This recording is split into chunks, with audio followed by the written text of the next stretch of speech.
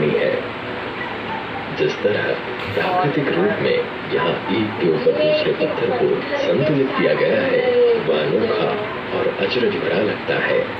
इसके बारे में यह कहा जाता है, इस रास्ते एक बूढ़ी अपने सिर पर गोबर की टोकरी लिए जा रही थी और किसी कारणवश पत्थर में तब्दील हो गई।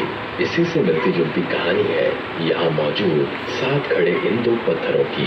कहा जाता है कि एक विवाहित जोड़ा यहाँ से गुजर रहा था और इस स्थान पर वह पत्थर में परिवर्तित हो गए।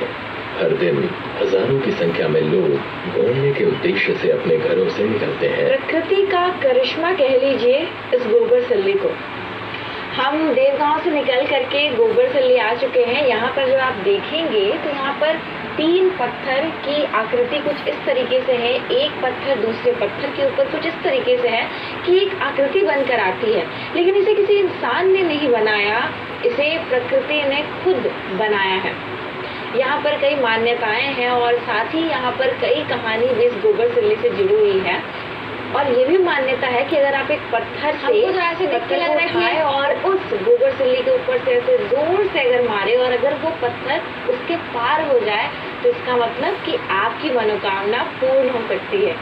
कुछ रोमांच की तलाश में, कुछ नई जानकारी, तो कुछ अपने धरोहर और इतिहास को समझने की जिज्ञासा से।